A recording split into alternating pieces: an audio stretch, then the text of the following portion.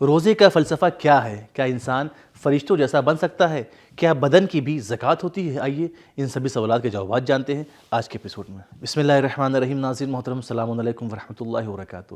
سبیل قرآن کے اس تفسیر پروگرام میں ایک بار پھر آپ سبھی کا استقبال کرتے ہیں۔ قرآن کی روشنی ایک ایسی روشنی ہے کہ جس دل میں اتر جائے وہاں خدا کی روشنی پھیل جاتی ہے، اور قرآن کی دوستی ایک ایسی دوستی ہے جو دنیا اور آخرت دونوں جہاں کام آتی ہے۔ آج آپ کے سامنے سورہ بقرہ کی آیت نمبر 183 کی تفسیر لے کر حاضر ہوئے ہیں۔ آئیے سب سے پہلے اس آیت کی تلاوت کو اس کے ترجمے کے ساتھ سن لیتے ہیں۔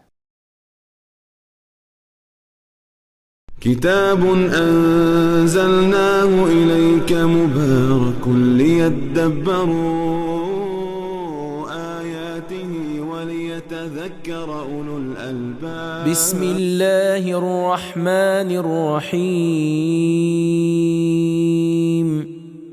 یا ایہا الذین آمنوا کتب علیکم الصیام کما کتب علی الذین من قبلکم لعلکم تتقون۔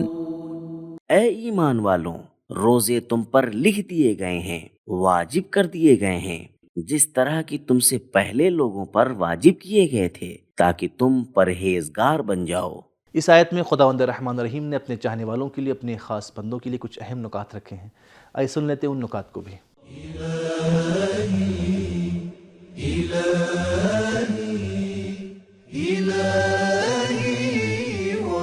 تقوی کے معنی ہے خود کو گناہ سے بچانا۔ بہت سے گناہ دو چیزوں، غصے اور شہوت کی وجہ سے انجام دیے جاتے ہیں۔ روزہ ان دونوں غریزوں، نفسانی خواہشات کی راہ میں رکاوٹ بن جاتا ہے۔ یہ یقیناً فساد کے کم ہونے اور تقوی کی زیادتی کا سبب ہے۔ کافی جلد نمبر 2 صفحہ نمبر 18۔ مفسرین اور علوم قرآنی کے جاننے والوں کے نظریے کے مطابق جن آیات کے اول میں یا ایھا الذین آمنوا مذکور ہے وہ مدینے میں نازل ہوئی ہیں اور وہ مدنی آیتوں اور سوروں کا جز ہیں۔ روزے کا حکم اور اسی طرح جہاد اور زکوٰۃ کی ادائیگی کے احکام بھی ہجرت کے دوسرے سال میں صادر ہوئے ہیں۔ روزے کے آثار اور اس کی برکات، ظاہر اور باطن میں تقوی اور خدا سے ڈرنا، یہ دو روزے کے اہم اثر ہیں۔ روزہ واحد مخفی عبادت ہے جو کسی پر ظاہر نہیں ہوتی، جبکہ نماز، حج، زکوٰۃ اور خمس ایسی عبادتیں ہیں جو لوگوں کو نظر آتی ہیں، مگر روزہ کسی کو دکھائی نہیں دیتا۔ روزہ انسان کے ارادے کو مضبوط کرتا ہے۔ جو شخص 1 ماہ تک اشیاء خورد و نوش اور اپنی بیوی سے الگ تھلگ رہ سکتا ہے، وہ دوسروں کی اشیاء اور ناموس سے بھی دوری اختیار کر سکتا ہے۔ روزہ محبت کو تقویت پہنچاتا ہے۔ جو شخص 1 مہینے تک بھوک کا مزہ چکھتا ہے، وہ درد آشنا بن جاتا ہے اور بھوکوں کے درد و غم کو اچھی طرح سمجھ سکتا ہے۔ حضرت رسول اکرم صلی اللہ علیہ وآلہ وسلم فرماتے ہیں کہ روزہ آدھا صبر ہے۔ تفسیر المنار۔ عوام الناس کا روزہ کھانے پینے اور جنسی لذتوں سے دوری ہے، لیکن خواص کے روزوں میں ان چیزوں کے علاوہ گناہوں سے اجتناب بھی ضروری ہے۔ پھر خواص الخاص کے روزے میں مفطرات سے اجتناب اور گناہوں سے پرہیز کے علاوہ دل کو بھی غیر خدا سے خالی کر دینا لازم ہوتا ہے۔ تفسیر روح البیان۔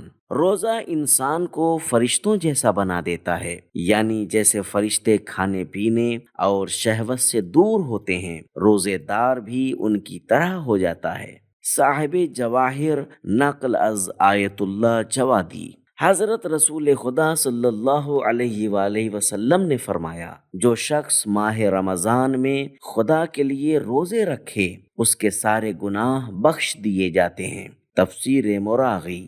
حدیث قدسی میں آیا ہے کہ الصوم لی وانا اجزی بہ، روزہ میرے لیے ہے اور میں ہی اس کی جزا اور ثواب دوں گا۔ تفسیر مراغی۔ روزہ اس قدر اہم عبادت ہے کہ دوسری بہت سی عبادتوں کا ثواب روزے کے ثواب کے برابر بتایا گیا ہے۔ کافی جلد نمبر 2 صفحہ نمبر 100۔ روزہ اگرچہ گزشتہ امتوں پر بھی واجب تھا، مگر رمضان المبارک کا روزہ صرف انبیاء پر ہی فرض تھا، جبکہ اسلامی امت میں ماہ رمضان کا روزہ ہر مسلمان پر فرض قرار دیا گیا ہے۔ تفسیر نور الثقلین۔ حضرت رسول خدا صلی اللہ علیہ وآلہ وسلم سے منقول ہے کہ ہر چیز کی ایک زکوٰۃ ہوتی ہے اور بدن کی زکوٰۃ روزہ ہے۔ بہار جلد نمبر 69 صفحہ نمبر 380۔ اہم اور مفید نکات کو جان لینے کے بعد آئیے اس آیت کے پیغامات کو بھی جان لیتے ہیں۔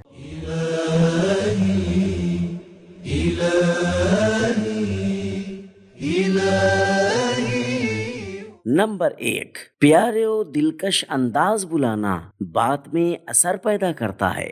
یا ایھا الذین آمنو، تفسیر مجموع البیان کی ایک حدیث میں پڑھتے ہیں کہ یا ایھا الذین آمنو کے ساتھ خطاب کی لذت روزے کی سختی کو آسان بنا دیتا ہے۔ اگر والدین یہ چاہتے ہیں کہ ان کے بچے ان کی باتوں کو غور سے سنیں تو ان کو بھی پیار بھرے لہجے میں آواز دینا چاہیے۔ نمبر 2، تبلیغ کے طریقوں میں سے ایک یہ بھی ہے کہ مشکل احکام کو آسان کر کے بیان کیا جائے۔ مثلاً اسی آیت میں ہے، روزے کا یہ حکم صرف تم مسلمانوں ہی سے مخصوص نہیں ہے بلکہ تم سے پہلی امتوں کو بھی روزے کا حکم دیا جا رہا ہے۔ یہ بہت آسان بنا دیتا ہے اس حکم کی بنسبت جو صرف ایک امت کے لیے ہو۔